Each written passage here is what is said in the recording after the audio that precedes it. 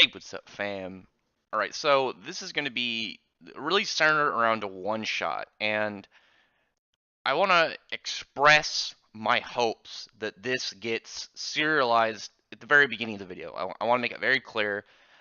Not only is it from an author who I really liked their previous series, Golem Heart, so I thought I had a lot of potential in Shonen Jump, but it ended up getting canceled.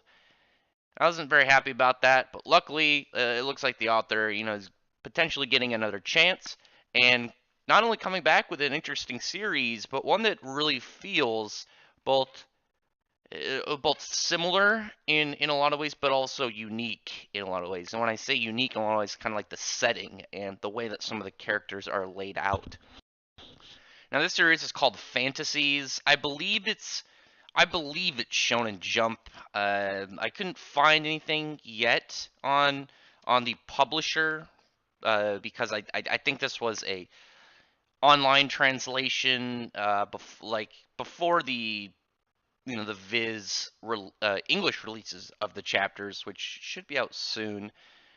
But I believe it is because it says something at the start about the one of the 6 one shots of the winter area, and I believe that Shonen Jump was doing that, and they announced that a while ago. So if it is that the case, I'm hoping that it does get serialized. Now, if you haven't tried out this one shot, I'll put a link in the description if you want to go try and read it. But kind of like summarizing it up, it's set in the mid 1900s in what I believe is from what I can tell, is like a fictional version of New York.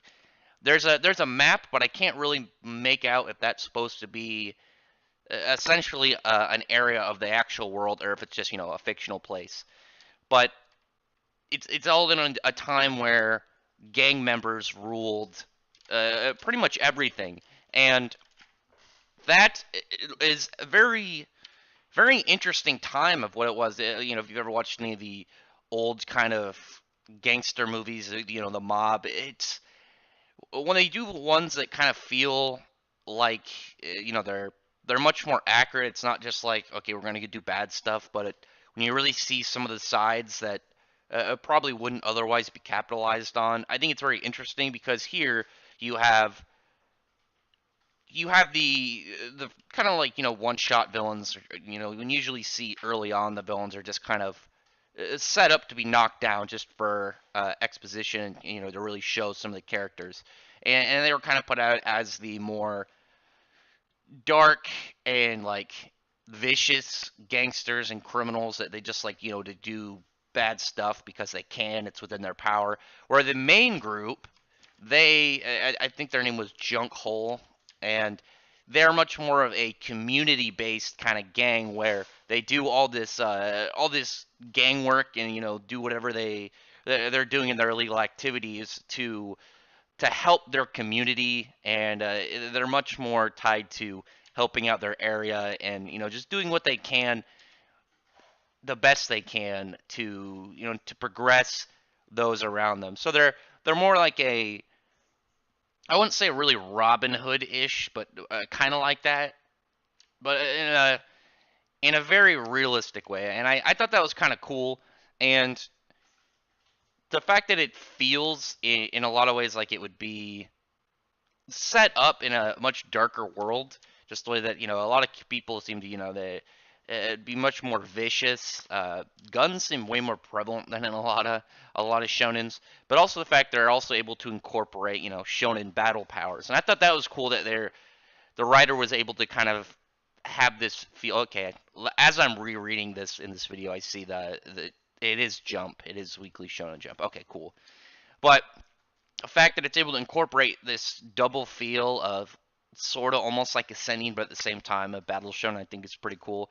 And even how they get their powers doesn't feel like a shonen, and it really starts to progress when you get to a part where one of the more vicious criminals goes and he's gonna knock out this girl and just kind of kidnap her, and the main character Victor just instant like 0 to 100 gets violent, smashes a glass bottle over the dude's head, and just starts beating the crap out of him.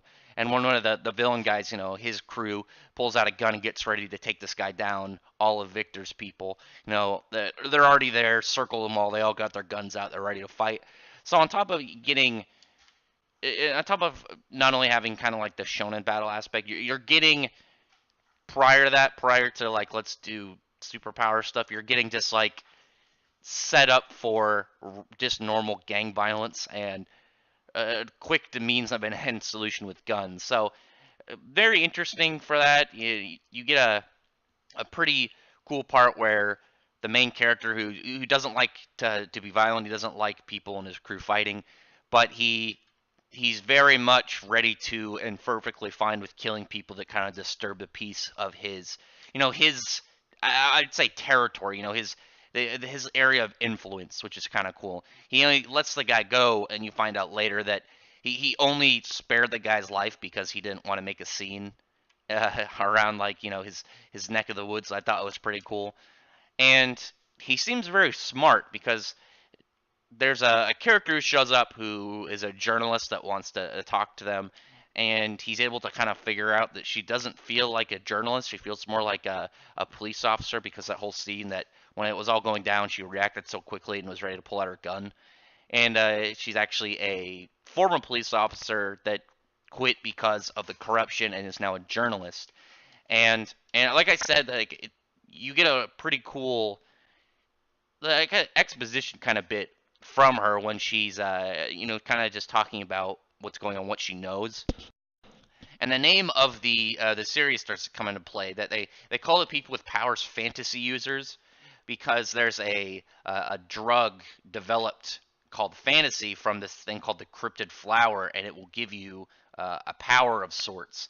So I think it's kind of cool that there are people that have abilities in this gang world, but they're all set from this drug. So it definitely is going to have, if it gets serialized, that drug ring smuggling and like all this normal criminal underworld, but also tied up with uh, this shonen battle kind of story to it. I think that'll be really interesting. How it can be balanced out, where it's not trying to be too dark, but it's trying to be serious while still kind of playing into the setting of this. The mid 1950s kind of like gang world. I think it's pretty cool, and I've always liked that whole setting. I always thought that was really cool. I actually get further information on it when there's kind of like this notice from Victor that the gang that of the guy that he attacked is coming back, and he actually can see them from 20 kilometers away. I think that's like what, like 12 miles. But he sees them, they get ready, and then it starts to get revealed of what makes this group pretty impressive. Why are they so powerful, and why is this main character a big deal. And once they go out, they get ready to fight. The villain, the whole thing is his power is modeled after a vampire, where he can drain blood from people and kind of amp up his physical capabilities. And when he goes to kind of confront all the people from Junkhole, they all end up being one of these fantasy users. Like you have a guy whose power is the werewolf. There's one that's a gnome, a sylph, Bigfoot, unicorn, salamander, kraken, minotaur, and they just seem completely like outnumbered and outmatched, and it doesn't look good for them. So that'll be a really interesting aspect to the series itself, because it'd be whenever you get a power or a character with a power, it's going to be modeled after some form of mythical creature. It's instead of it just being out of nowhere, and you could see and kind of guess someone's abilities based off what their setting is, or try and reverse of here's what their power is, let's try and figure out what their model is. And it opens up an area to where you can use a lot of different cool creatures from mythology. Like if this gets serialized, what I'm hoping for, I would really like to see either a gremlin model or like a manticore. I think that'd be really sick. I always thought manticores were really, really badass, and never get to see them a lot in fiction, other than when they end up looking really weird. But the main character, his is the Cyclops, and he has like this, as you can see in the picture, he's got like a tattoo over one of his eyes. His eye changes color, and while wielding his hammer, he's much more of a power type kind of character. But because of his eye, he has this enhanced kind of vision ability. The way I kind of saw it was maybe kind of using it as a reference like the Byakugan um, from Naruto. Just kind of looking back on it, I couldn't see if it was something like the future sight or just like enhanced like all around vision. I did see there was a comment about something about seeing the future. Whether or not we figure that out, obviously it's not as important in a one shot, but I would like to see this serialized. I like the setting, I like the idea, I like the characters, like their designs are cool. I like how the powers work. I think it'll definitely be something that I pick up if it ends up getting serialized. The fact that it has this very unique tone to it compared to a lot of the shonen out right now, I would really hope that it gets enough attention if it does get serialized that it can pick up and not get canceled like Golem Hearts was. Like I was very upset about that because it was a very interesting series.